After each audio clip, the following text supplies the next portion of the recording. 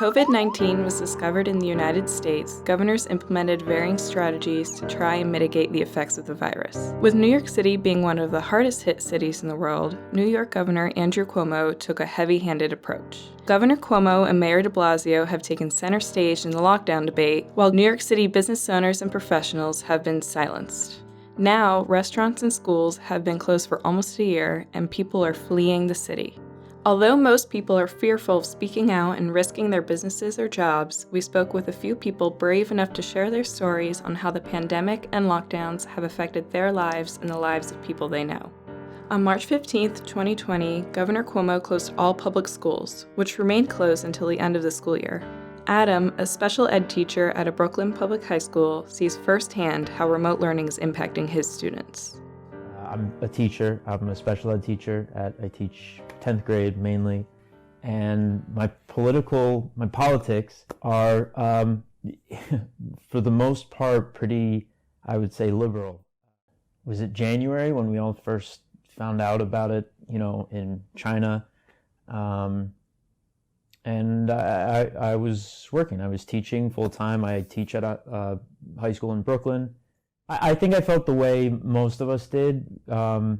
I didn't know much about it. Nobody knew anything about it.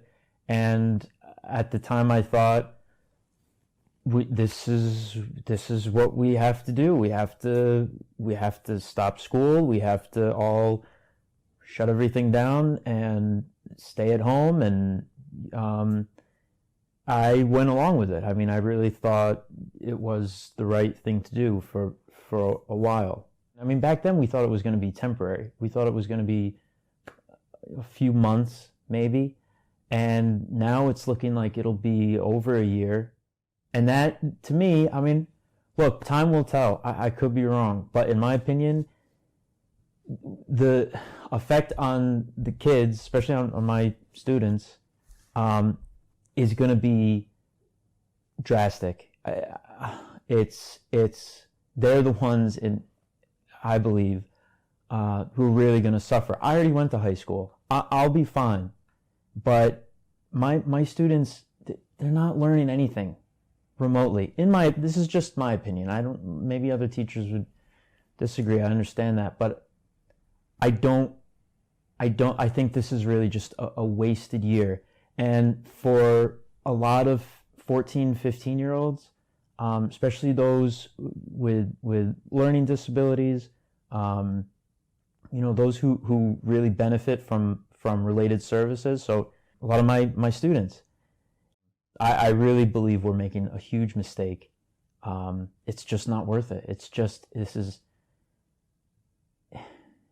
not worth it what we're doing. I think it's horrible. In the new school year, 52% of New York City public school students opted for remote learning, while 48% participated in blended learning, an approach where they attend some school in person. This means no students in New York public schools are attending class fully in person.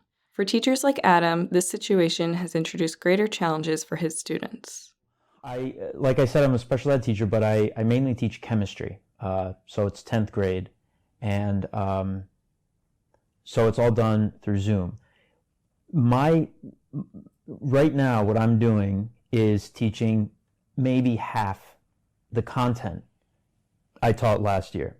And we're teaching it in a very different way, right? Because you can't teach everything we did last year. We can't do the same things. We can't really do labs. That's a whole component that is gone.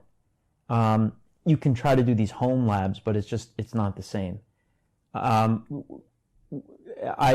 This is what I do when I teach. I sit here and I look into the screen and I try to get the students to discuss the content with me. But it's, for the most part, I'm looking at blank screens on Zoom. They don't have their cameras on. They rarely turn their mics on. And it's mostly just me talking, which is not good teaching. Any teacher will tell you. And I can tell from their work, from what they're doing, we're doing a fraction of what we did last year. They're just not getting it. my role as a teacher is often to find the students who, when you ask, does anyone have a question about this? They don't put their hands up. They're quiet because no one wants to admit, oh yeah, mister, I need help. I have to figure out which kids need help. That's the whole point of being a teacher. Otherwise, you can just get it from a book. What do you need me for? Now, I don't know who's getting it, who's not getting it. And based on the assessments that I give online, I can tell they're missing so much. I also think, based on my own interactions with them, their socialization is suffering. So I should have mentioned this before. My role at the beginning of this year was as an in-person teacher, but I wasn't actually teaching content. I was more like a supervisor. So I was in the room with them, 5, 6, 7 students at a time. They're all spaced out with the masks, and they've got their laptops open, and they're all in their Zoom classes, but they're not talking to each other. My whole job was to try to get them to interact like people. And it was like pulling teeth. They would not do it. And I'm talking to them, and they're looking at me like I'm crazy. Like, I would ask them direct questions, and they would just respond with silence. Look up at me like I'm an alien. You know, not all the time, but I never before had an interaction with a student where I would say, please just, I need you to speak more. You're all too quiet, and stop, behave like people. And so I think that's a big thing they're missing. The socialization is huge, so I think it's a lot. Social, emotional, and of course the content. Chemistry is just, it's gone this year. New York City public schools even implemented a new grading system. Students will no longer receive failing grades or Fs, but instead receive N for needs improvement. However, this does not solve the disparities in learning between different students.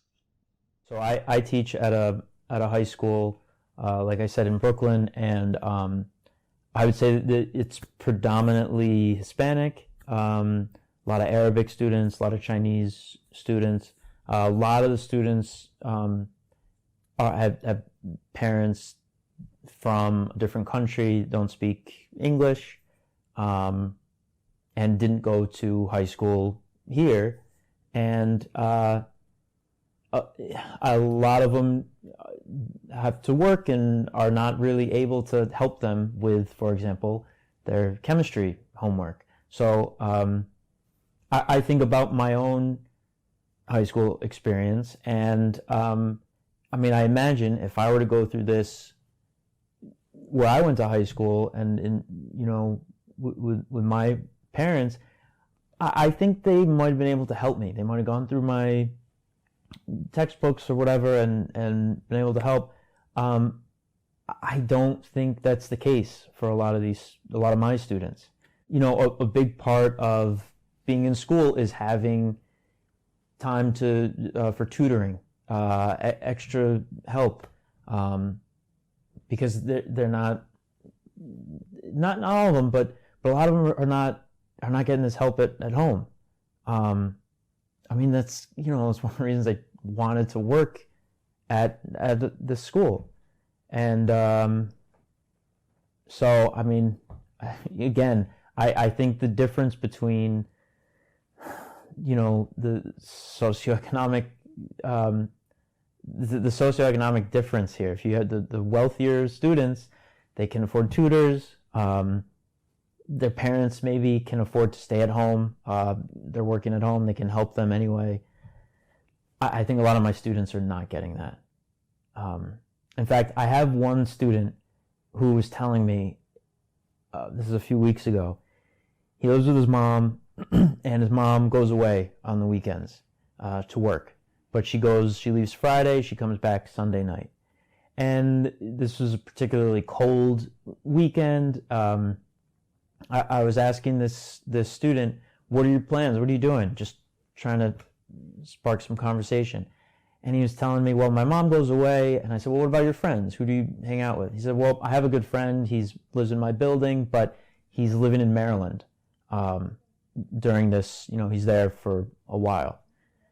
It's like, oh, okay. Well, what are you gonna do? He's like, well, I'm gonna watch some movies. He's like, no, I don't really watch movies. I have YouTube, and I'm putting it together, and I'm realizing this kid is going to spend the weekend in his apartment by himself. He's 14 or 15. He's not going to talk to anybody, and that's it. That's what he's going to do. He's got no. I mean, I was both impressed that his independence, and incredibly sad, because I just can't imagine, spending a weekend like that just in isolation. I mean, watching a YouTube video, it's just not the same. You don't learn that way through a screen. You have to interact with a person. You have to do things hands-on. You don't just learn by seeing the thing. You have to,